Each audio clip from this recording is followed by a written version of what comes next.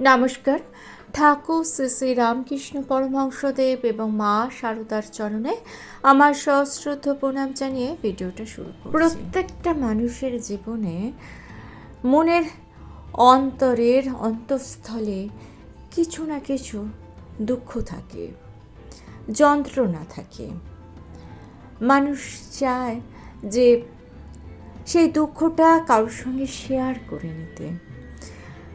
Share করলে মনের ভার কমে, আর সেই কথা ভেবেই সে হয়তো তার কোনো প্রিয়জন, আত্মীয়, বন্ধু তার কাছে তার একান্ত ব্যক্তিগত কিছু কথা, যে কথাটা সে হয়তো সবাইকে বলে না, কিন্তু বিশেষ বিশেষ কারুকে বলে। হয়তো সে বলল যে এই মানুষটা আমাকে দুঃখ দিয়েছে, এই মানুষটাকে আমি ভালোবেসেছিলাম, কিন্তু মানুষটা আমাকে ঠিক বুঝতে পারছে না।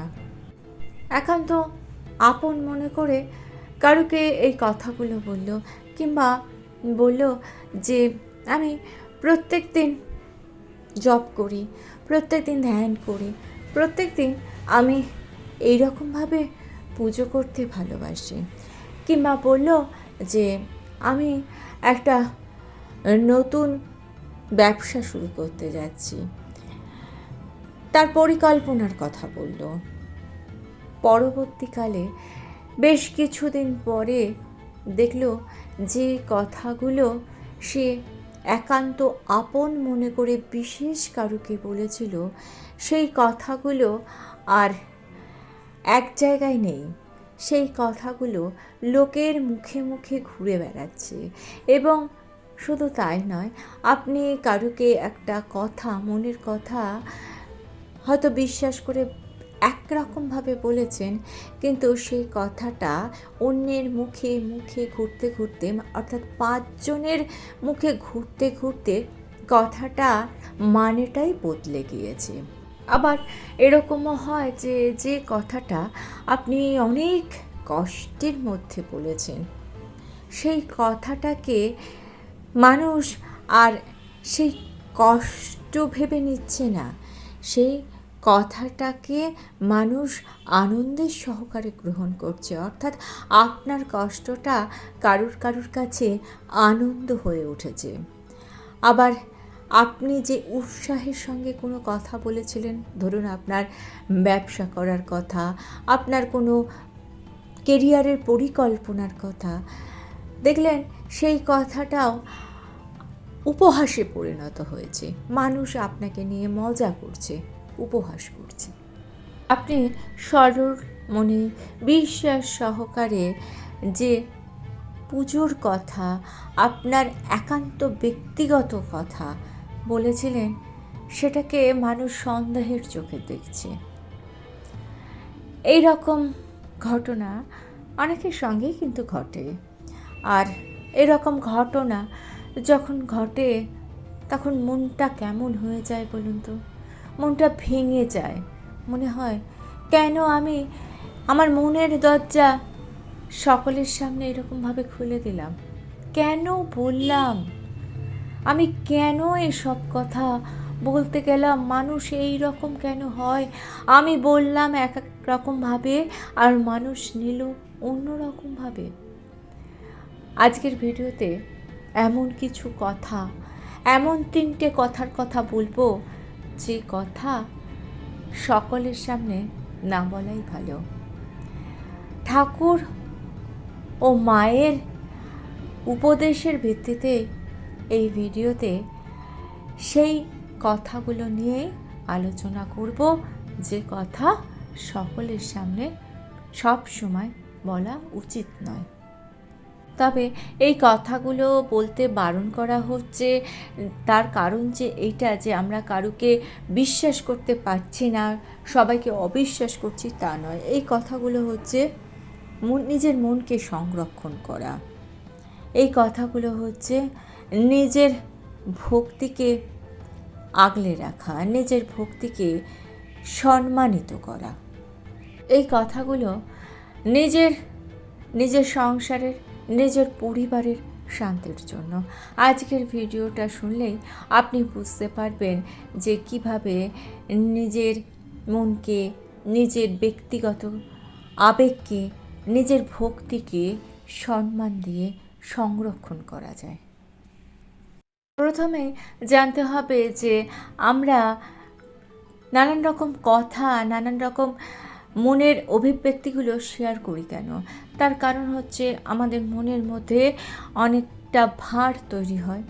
আমরা চাই সেই ভারটাকে কিছুটা হালকা করতে, কিন্তু আমরা বুঝতে পারি না যে কার কাছে কথাগুলো বললে আমরা সঠিকভাবে সেই সম্মানটুকু পাবো। অর্থাৎ আমরা ভুল মানুষের কাছে কিছু কিছু কথা বলে ফেলি। সব মানুষ তো সমান নয়, সব মানুষ আপনাকে সমানভাবে গ্রহণ করবে না, সব মানুষ আপনার প্রতি সহানুভূতিশীল হবে না। সব মানুষ বলছি কেন, ম্যাক্সিমাম মানুষই অন্যের প্রতি সহানুভূতিশীল হয় না। সব মানুষ আমাদের কথা শুনে, কিন্তু সব মানুষ আমাদের কথাকে গোপন রাখতে পারে না। সব মানুষ আমাদের প্রতি সহানুভূতিশীল হতে পারে না। মানুষের মন ভীষণ জটিল। কেউ আপনার কষ্টের কথা শুনে সেই কষ্টকে নিয়ে উপহাস করে, কেউ আপনার পরিকল্পনার কথা শুনে আপনার মনে ভয় ঢুকিয়ে দেয়, আবার কেউ আবার আপনার ভক্তির কথা শুনেও উপহাস করে। তাহলে সমস্যা হচ্ছে,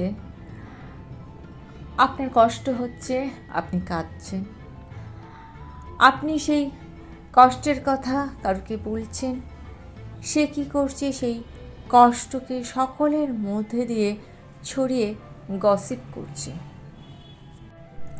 এই রকম যখন অবস্থা হয়, তখন স্বভাবতই মনে হয় আমি আর কোনোদিন কারোকে বিশ্বাস করে কিছু কথা বলবই না। কিন্তু সমস্যা হচ্ছে যে কারোকে বিশ্বাস করবেন না এটা ঠিক নয়, সবাইকে বিশ্বাস করবেন না। সবাইকে বিশ্বাস করে হৃদয়ের দরজা সকলের সামনে খুলে দেবেন না। যেমন নিজের বাড়ির মন্দিরে সকলকে মানুষ ঢুকতে দেয় না, তেমনি হৃদয়ের মন্দিরেও সকলের প্রবেশ নিষিদ্ধ করুন। কোনো মানুষ আছে হয়তো আপনার কথা শুনে সহানুভূতিশীল হবে, কোনো মানুষ আছে যে আপনার পরিশ্রমে আপনাকে সাহস যোগাবে, আপনাকে উৎসাহিত করবে। কোনো মানুষ আছেন যারা আপনাকে ঠিক পথ দেখাবেন, আপনার মনকে শান্ত করার জন্য আপনাকে জপ করার কথা বলবেন, আপনাকে ধ্যান করার কথা বলবেন, আপনাকে ধর্ম কথা শুনতে বলবেন। এরকম ভালো উপদেশ দেওয়ার মানুষ আছেন, কিন্তু তার সংখ্যা খুব কম, খুব কম তাদের সংখ্যা। যাই হোক, চলুন জেনে নিই সেই তিনটি কথা, যে তিনটি কথা আপনি সবার সামনে বলবেন না। প্রথম কথা, সংসারের প্রত্যেকটা মানুষের সংসারের একটা গোপন রহস্য আছে। স্বামী স্ত্রীর মধ্যে অশান্তি আছে, সন্তানের কেরিয়ার নিয়ে, সন্তানের ভালো মন্দ নিয়ে পরিকল্পনা আছে। প্রত্যেকটা মানুষ সমান নয়। এক সংসারে থাকতে গেলে প্রত্যেকটা মানুষের মধ্যে মতবিরোধ আছে। সংসার জীবনটা খুব সহজ সরল নয়। স্বামী স্ত্রীর মধ্যে মতভেদ আছে, অনেক সময় অনেক ত্যাগ আছে, অনেক সময় নিজেকে অনেকটা পিছিয়ে দিতে হয়, অনেক না বলা কষ্ট আছে, শ্বশুরবাড়ির অনেক সমস্যা আছে। এগুলো একান্ত ব্যক্তিগত কিছু কষ্ট। এই কথাগুলো সবার সামনে বলবেন না। কষ্টে অনেক সময় মনে হয় যে কারুকে বলে একটু হালকা হয়ে। আপনি হয়তো কারুকে বললেন যে আমার সংসারে অর্থ কষ্ট আছে, আমার সংসারের মানুষেরা আমাকে কেউ বোঝে না। আপনি যাদেরকে বললেন তাদের মধ্যে একজন হয়তো আপনার কথা বুঝলো, কিন্তু বাকি আর একজন কী করলো, সেই কথাগুলো নিয়ে আরও অনেক মানুষকে বলে বেড়ালো। কিংবা আপনি বলেছেন একটা কথা, সেটা দেখলেন যে আরও বাড়িয়ে বলা হচ্ছে। আপনি আপনার বলা কথাটা, আপনার কষ্টের কথাটাকে যখন বিকৃত হয়ে ফিরে আসতে দেখছেন, তাহলে তখন আপনার কি হচ্ছে বলুন তো? তখন আপনার সমস্যা মিটে যাচ্ছে, না তখন আপনার কষ্টটা কমে যাচ্ছে? আপনার কষ্টও কমলো না, আপনার সমস্যাও কমলো না, দুটোই আপনার বাড়ল। মা সারদা দেবী সবসময় একটা কথা বলতেন যে অন্যের দোষ দেখো না, দোষ দেখো নিজের। এই কথাটা শুধুমাত্র কিন্তু নিজের দোষ দেখো, অন্যের দোষ দেখো না, উপর যে কথাটা আমরা শুনছি সেটা নয়। এর মানে হচ্ছে তোমার সংসারে, তোমার ভেতরে, তোমার মনের ভেতরে যে আগুন আছে, সেই আগুনকে বাইরে ছড়িয়ে দিও না। কারণ আপনার মনের আগুন যদি বাইরে ছড়িয়ে যায়, তাহলে সেই আগুনকে অনেকে আবার উস্কানি দেবে।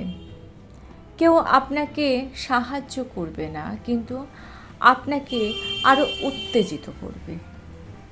অর্থাৎ কেউ হয়তো আপনাকে বলবে যে তুমি কেন সহ্য করছো, তুমি এখনই এমন কিছু সিদ্ধান্ত নেওয়ার কথা আপনাকে বলবে যে সেই সিদ্ধান্তটা নিলে আপনার জীবনে আরও বেশি সমস্যা তৈরি হবে। জীবনটা আপনার সংসারের খুঁটিনাটি কথা কিন্তু তারা জানে না। তাই অন্যের কথায় আপনি যদি তৎক্ষণাৎ কোনো সিদ্ধান্ত নেন, তাহলে সেই সিদ্ধান্তটা ভুল হতে পারে। আপনি হয়তো পরে গিয়ে তার জন্য আফসোস করতে পারেন। হ্যাঁ, তবে যদি আপনার উপর সেরকমভাবে সত্যিকারের অন্যায় হয়, অত্যাচার হয়, সেখানে চুপ করে কখনোই থাকবেন না।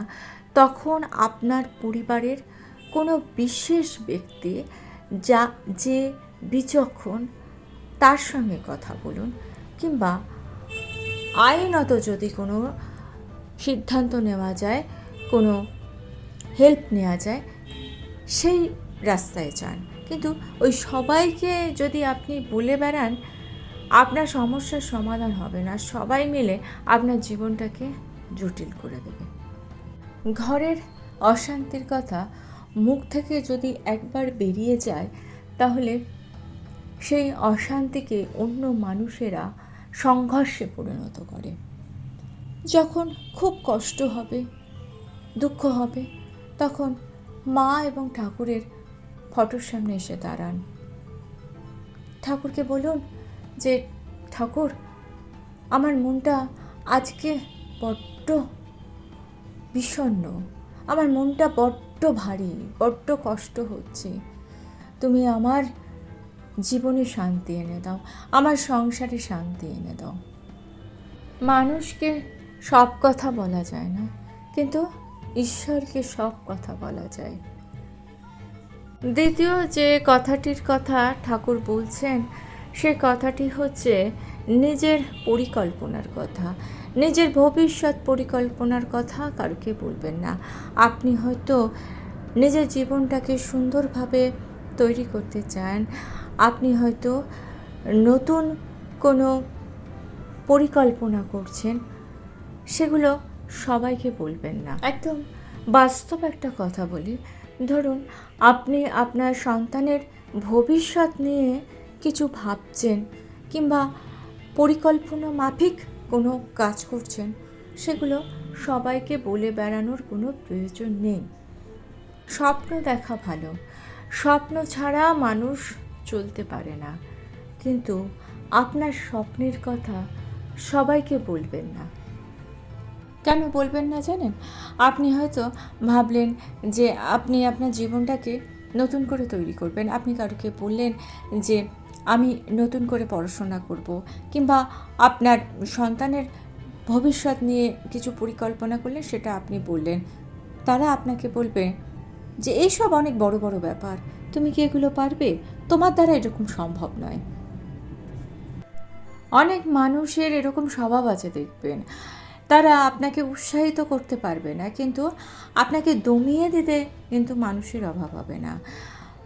যদি আপনাকে এরকম ধরনের কথা তারা বলেন, এইবার কি হবে, তারা খুব সহজভাবে বলে চলে গেল, কিন্তু আপনার মনের মধ্যে একটা কাঁটা বেঁধে গেল। আপনার মনে যে শক্তি ছিল, যে উৎসাহ ছিল, যে ভালো লাগা ছিল, সেই ভালো লাগাটা একেবারে কমে গেল, একেবারে নিচু স্তরে চলে গেল। আপনি পজিটিভ এনার্জি থেকে একেবারে নেগেটিভ এনার্জিতে পরিণত হলেন। আপনি তখন ভাবতে শুরু করলেন, সত্যি তো, আমি কি এত কিছু পারবো? আমার কি ক্ষমতা? আমি হয়তো বেশি স্বপ্ন দেখে ফেলেছি, এসব স্বপ্ন আমার জন্য নয়। এর ফলটা কি হলো তাহলে বুঝতে পারলেন? স্বপ্ন শুরু হওয়ার আগেই স্বপ্ন ভেঙে গেল। ঠাকুর সব সময় বলেছেন, মনেতেই বদ্ধ, মনেতেই মুক্ত। কেউ আপনাকে যখন বলবে যে আপনি এই কাজটা পারবেন না, আপনি মনের মধ্যে দিয়ে এমনভাবে শক্তিহীন হয়ে যাবেন যে আপনি সত্যিই হয়তো কাজটা পারবেন না, কিন্তু আপনি হয়তো পারতেন। কিন্তু এই যে এই বলার ফলে আপনার মনের শক্তিটা নষ্ট হয়ে গেল। মনের শক্তি এতটাই জরুরি যে মনের শক্তি দ্বারা আমরা কিন্তু 50% কাজ করে নিতে পারি। কেউ আপনার কথা শুনে হাসলো, আপনি পিছিয়ে গেলেন, কিন্তু মন যদি ঠাকুরের ওপর বিশ্বাস রাখে আর আপনি যদি ঠিক পরিশ্রম করেন, আপনি সফল হবেন। আপনি সফল হওয়ার পর কারোকে আর কিচ্ছু বলতে হবে না, মানুষ আপনার সফলতা দেখবে, মানুষ ওইটুকুনি দেখুক। চুপচাপ জীবনের অগ্রগতির দিকে একটু একটু করে এগিয়ে চলুন, কাজ বেশি করুন, কথা কম বলুন। ঠাকুর খুব সুন্দর উদাহরণ দিচ্ছেন। ঠাকুর বলছেন, একটা বীজ মাটির তলায় যখন থাকে, সে কি সবাইকে বলে বলে বেড়ায় যে আমি একদিন বড় বৃক্ষে পরিণত হব? সে ধীরে ধীরে নিজেকে তৈরি করে, তারপর একদিন মানুষ দেখতে পায় যে বড় একটি বৃক্ষ তৈরি হয়েছে। আপনার স্বপ্নগুলোকে নীরবে বেড়ে উঠতে দিন, তারপর দেখবেন স্বপ্নগুলো আপনার সত্যি হয়ে উঠেছে। মা শারদার জীবন দেখুন। মা শারদা জীবনে অনেক বড় বড় কাজ করেছেন, অনেক মানুষকে উঠে দাঁড়াতে সাহায্য করেছেন, অনেক মানুষের ভরসা হয়ে উঠেছেন, কিন্তু তার মধ্যে কোনো প্রচারের আকাঙ্ক্ষা ছিল না। ছিল সেবা, ছিল করুণা, ছিল মমতা, ছিল ভালোবাসা। আজ থেকে সিদ্ধান্ত নিন যে আপনার স্বপ্নকে আগে বাস্তবে পরিণত করুন, তারপর সারা পৃথিবীকে জানান। আপনার স্বপ্নের কথা একমাত্র তারাই জানবে যারা আপনাকে কাজে সাহায্য করে, যারা আপনাকে এগিয়ে যেতে সাহায্য করছে, যারা আপনার মনে ভরসা যোগায়, শুধুমাত্র তারা। হ্যাঁ, আর অবশ্যই একজনকে বলবেন, সেটা হচ্ছে আপনার ইষ্ট দেবতা। তাকে বলুন যে ঠাকুর, আমার ছোট্ট একটা স্বপ্ন, এই স্বপ্নে অনেকের ভালো হবে, কারোর ক্ষতি হবে না, তুমি আমার এই স্বপ্নকে বাস্তবে পরিণত করো। আরও বলুন যে আমি পরিশ্রম করব, তুমি আমার হাতটি ধরে রাখো। স্বপ্ন বাস্তবে পরিণত হতে মানুষের সাহায্য যত না প্রয়োজন, ঈশ্বরের সাহায্য কিন্তু তার থেকে অনেক বেশি প্রয়োজন। ঈশ্বর স্বয়ং আসেন না, ঈশ্বরই সঠিক মানুষকে আপনার কাছে পৌঁছে দেবে, যে আপনাকে সঠিকভাবে সাহায্য করতে পারে। তাই ঈশ্বরের কাছে সাহায্য চান, ঈশ্বরেরকে ভরসা করুন, বিশ্বাস করুন, আর নিজের কাজটুকু করুন, পরিশ্রম করুন, সৎ থাকুন। তৃতীয় কথা, নিজের আধ্যাত্মিক অনুভূতির কথা কারোকে বলবেন না। আপনার হয়তো পুজো করতে বসে কখনো চোখে জল আসে, কখনো মনে হয় যে ঈশ্বর আপনার কথা শুনছেন, কখনো মনে হয় যে ঈশ্বর আপনার কাছে বসে আছেন। এগুলো একান্ত ব্যক্তিগত অনুভূতি। এই অনুভূতিগুলো কারোর সঙ্গে শেয়ার করবেন না। আপনি কতক্ষণ জপ করেন, ধ্যান করেন, আপনি কোন দেবতার পুজো করতে ভালোবাসেন, আপনি কতক্ষণ পুজো করেন, কিভাবে পুজো করেন, এসব কথা কাউকে বলতে যাবেন না। কারণ ভক্তিকে সযত্নে রাখতে হয়।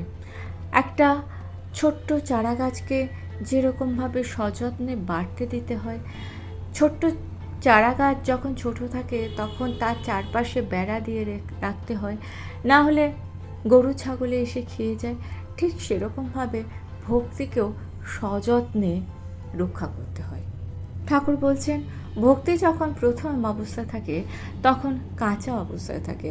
আপনি হয়তো কারোকে বলছেন যে আপনি স্বপ্নে ঠাকুরকে দেখেছেন, আপনি যদি কারোকে বলেন যে আপনি অনুভবে ঠাকুরকে দেখেছেন, মানুষ কী করবে? মানুষ আপনার কথা বিশ্বাস করবে না, আপনাকে নিয়ে উপহাস করবে। নিজের ভক্তিকে কখনো বাইরে প্রকাশ করতে নেই। কারণ অনেক মানুষ আছে যারা আপনার মন ভেঙে দেবে। তারা হয়তো আপনাকে বলবে যে তুমি যদি এতই বড় ভক্ত, তাহলে তোমার জীবনে এত কষ্ট কেন? তুমি কেন সব কাজে সফল হচ্ছ না? আর এই রকম কথা যদি আপনাকে কেউ বলে, সেক্ষেত্রে কী হবে বলুন তো? সেক্ষেত্রে আপনার মনে একটা সন্দেহের বীজ তৈরি হবে। আপনি যে ভরসা, যে আস্থাকে অনেক দিন ধরে বাড়িয়ে তুলেছিলেন, সেই ভরসা আস্থার উপর একটা জিজ্ঞাসার চিহ্ন তৈরি হবে। আপনার মনের মধ্যে যদি এই সন্দেহের কাঁটা ঢুকে যায়, তখন দেখবেন আপনার ভক্তিটা ম্লান হয়ে যাচ্ছে। এতে কি হলো বলুন তো? এতে তো আপনার ক্ষতি হলো। কারণ ভক্তি মানুষকে সাহস যোগায়, যে কোনো কাজে সাহস যোগায়। আপনার শক্তি, আপনার সাহস তো কমেই গেল। তাই নিজের ভক্তির কথা, নিজের আধ্যাত্মিক বিশ্বাসের কথা সবাইকে বলবেন না। নীরবে ভগবানকে ডাকুন, নিজের মনে ডাকুন। ভগবান আপনার কথা ঠিক শুনবে। ভগবানকে চিৎকার করে অনেক আয়োজনের সঙ্গে ডাকতে হয় না। মনের আকুতি থাকলে, মনের প্রার্থনা থাকলে, মনের বিশ্বাস থাকলে ভগবান আপনার ডাকেই সাড়া দেবে। তার জন্য বিশেষ কোনো আয়োজনের প্রয়োজন হয় না। আর আরেকটা বড় কথা কি বলুন তো? আপনি যদি নিজের সাধনার কথা, নিজের পুজোর কথা, জপের কথা, ধ্যানের কথা সবাইকে বলেন, সেক্ষেত্রে আপনার নিজের মনেই একটা সময় অহংকার চলে আসতে পারে। আপনার মনে হতে পারে আমি এত জপ করি, এত ধ্যান করি, এত পুজো করি, আমি তো সফল হবেই। অহংকার যদি মনের মধ্যে একবার বাসা নেয়, তাহলে সেখানে ভগবান বাস করেন না। ভরসা, ভক্তি মানুষকে নম্র করে, আর অহংকার মানুষকে উদ্ধত করে। যেখানে নম্রতা, সেখানেই কিন্তু ঈশ্বরের বাস। ঠাকুর আর আপনার মধ্যে যে সম্পর্ক, সে সম্পর্কটা একান্ত ব্যক্তিগতই থাকুক না, তাকে সকলের সামনে তুলে ধরে ছোট করবেন না। কারণ সবাই সব কিছুর মর্যাদা দিতে জানে না। আশা করছি বিষয়টা বুঝিয়ে বলতে পারলাম। যদি এই ভিডিওটাকে আপনার উপকৃত বলে মনে হয়, তাহলে ভিডিওটা আপনার পরিচিত জনের মধ্যে শেয়ার করে দেবেন। ভিডিওটা ভালো লেগে থাকলে চ্যানেলটাকে সাবস্ক্রাইব করে নিয়ে পাশে থাকা বেল আইকনটা প্রেস করে দিয়ে অল অপশনটা ক্লিক করে দেবেন। তাহলে যখনই নতুন কোনো ভিডিও আপলোড করব, তার নোটিফিকেশন আপনাদের কাছে পৌঁছে যাবে। ঠাকুর ও মায়ের চরণে প্রণাম জানিয়ে আজকে এই পর্যন্তই। Thanks for watching.